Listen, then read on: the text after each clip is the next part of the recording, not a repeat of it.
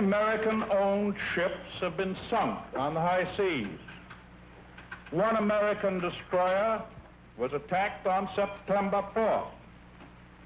Another destroyer was attacked and hit on October 17th. 11 brave and loyal men of our Navy were killed by the Nazis. Today, in the face of this newest and greatest challenge of them all, we Americans have cleared our decks. We figured that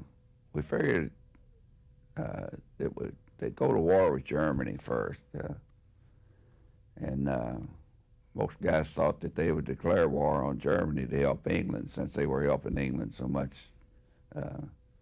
The guys in the Atlantic was already at war with Germany. The destroyers, it was convoying these supply ships to England. I mean, they were fighting an undeclared war in the North Atlantic up there with the German U-boats. And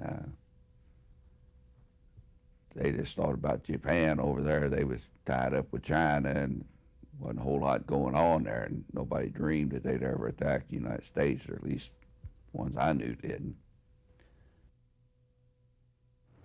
The planes and submarines that attacked the United States Pacific Fleet at the Pearl Harbor Naval Base in Hawaii were, in a very real sense, launched 88 years earlier.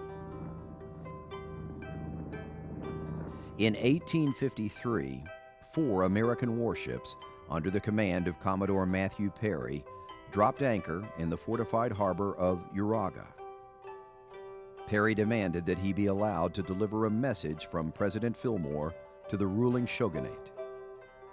Although he was granted an audience, he was unable to convince the Japanese to open their ports to U.S. ships.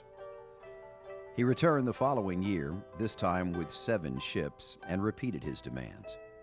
Faced with Perry's persistent diplomacy and a clear display of naval superiority, the shoguns had no choice but to yield.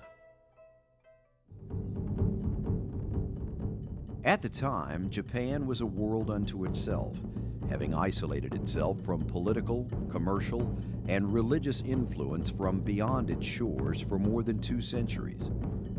Now, the barriers had been irrevocably breached.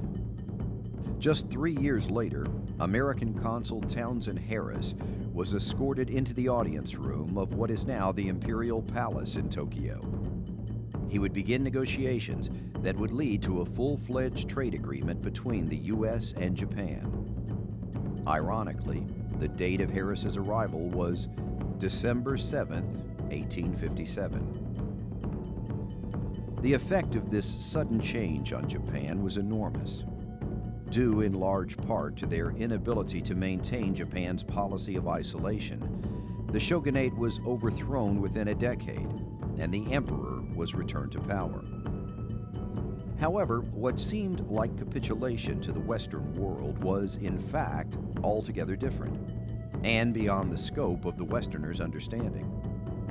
In opening herself to other cultures, Japan was actually preparing to dominate them. Even before the fall of the shoguns, Japanese leadership began to plot maneuvers that would place them in a position of power both in Asia and the world.